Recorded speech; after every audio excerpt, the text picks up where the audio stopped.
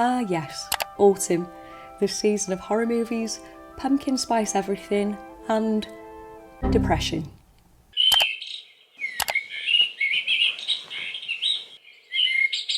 My 5 AM starts get a lot harder when it is pitch black and freezing outside, but you know what my biggest challenge is?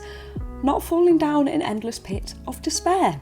But don't worry, you're not going to let autumn turn you into a human burrito of misery, because today I'm sharing my morning routine that'll help you avoid seasonal affective disorder, aka SAD, a condition that affects millions of people every year when the days get shorter. And the best bit, we're using science.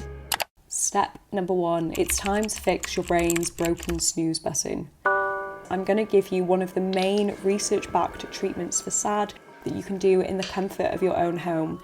But first, we need to understand what is SAD. We don't fully understand what causes SAD, however, because you're more likely to be affected the further you live from the equator, it's believed it could be due to your internal body clock being thrown off by the change in daylight hours. Sunshine plays a bigger role in your hormone regulation than I bet you ever realised. When you wake up in darkness, your internal clock, also known as your circadian rhythm, can get messed up. I'm so tired. Which in turn messes up hormone regulation, including a hormone I'm sure you're familiar with, serotonin, aka the happy hormone. This can lead to feeling low in mood and sleepy throughout the day, a bit like your brain has a snooze button and forgot it needed to wake up. But if the morning sun isn't coming to save us, what is?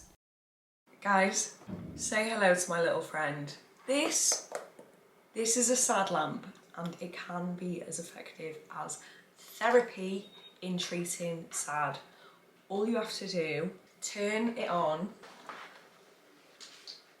for 30 minutes every morning when you wake up.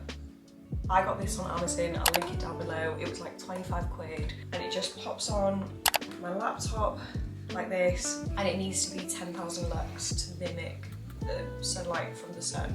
So I'm just gonna have this on whilst I get some editing done for about 30 minutes. It boosts serotonin, reduces fatigue, and is basically my best friend from October to March. There you go. Okay. Love ya. Love ya. Next, we need to feed your brain the sunshine deficit.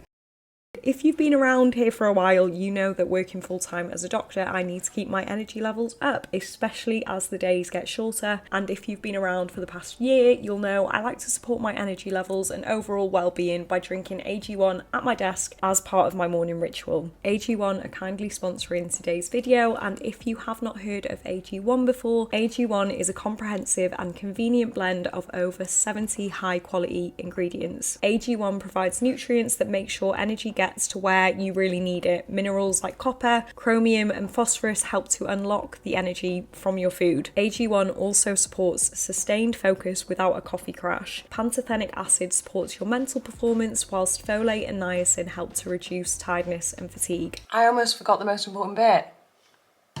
Even more important at this time of year are my vitamin D drops. The NHS recommends everyone in the UK takes a vitamin D supplement between the months of October and April because we aren't getting enough sunlight for our bodies to produce our own. Vitamin D plays a role in the regulation of serotonin, aka the happy hormone, so making sure you get enough is incredibly important for your mood, which is why it's so incredible that just by watching this video you can get a free bottle of vitamin D3 plus K2 and 5 travel packs. Just head over to drinkag1.com/Fayebate or scan the QR code on screen now.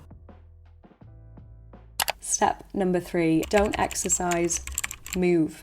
I will never forgive how the fitness industry has changed our view of exercise as being pointless unless you are sweating buckets and gasping for air like you've been dunked underwater for a minute. If you are struggling to exercise, try moving your body in whatever feels right for you. Research suggests dancing can be more effective than SSRI antidepressant medication at reducing depressive symptoms, and I can relate to that on a personal level because YouTube dance workouts basically got me through 5 years of medical school exams. But a movement habit I'm grateful my boyfriend has introduced to my life: getting outside.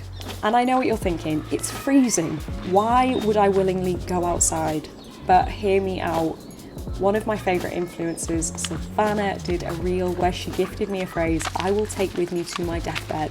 Never trust an indoor thought. When the days get colder and darker, I'm so guilty for not leaving the four walls of my flat, and my thoughts spiral.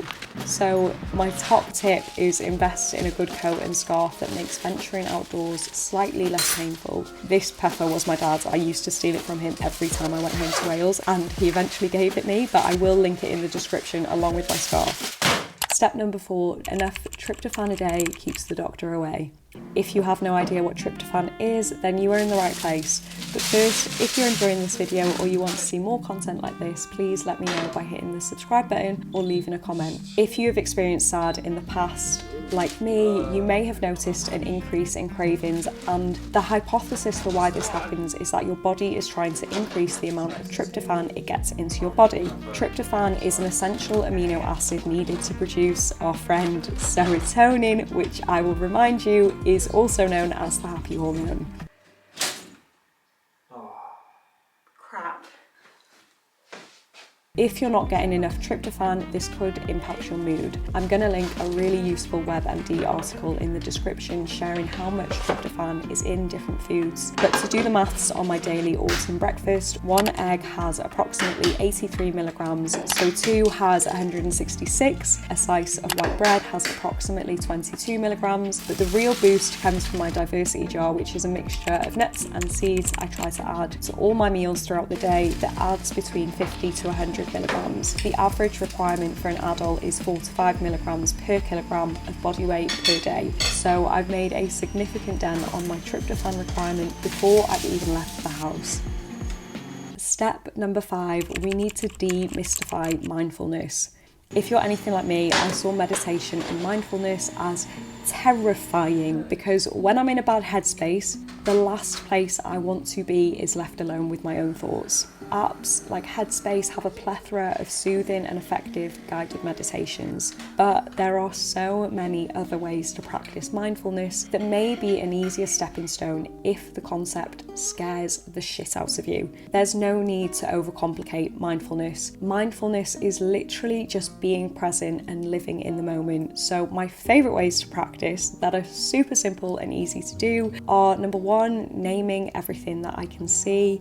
Number 2, square breathing. And number 3, the 5 senses exercise. So in your brain, you just list 5 things you can see, 4 things you can feel, 3 things you can hear, 2 things you can smell, and 1 thing you can taste. Even not going on my phone for at least the first hour after waking up is part of my routine to make sure I'm more present in the morning time. So now you know a simple science-based routine to keep seasonal depression at bay, but maybe you also want to know how your gut health could be impacting your mood and how to fix it. I will link that video on screen now, along with a video that has been specifically recommended just for you. But most importantly, if you are struggling with seasonal depression or any other mental health concerns, please go see your doctor, who may be able to prescribe medications to help and offer more personalised advice. Thank you so much for watching. Please don't forget to like, comment, subscribe. I hope you have a wonderful week, and I will see you in the next video.